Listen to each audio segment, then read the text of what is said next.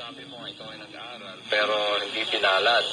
Mari bang may share mo para marami ang matuto, lalo na mga listener and viewer, na ano sana yung gusto mong pusin na kurso and then may mga challenges and then paano ka umusad nung estudyante ka pa?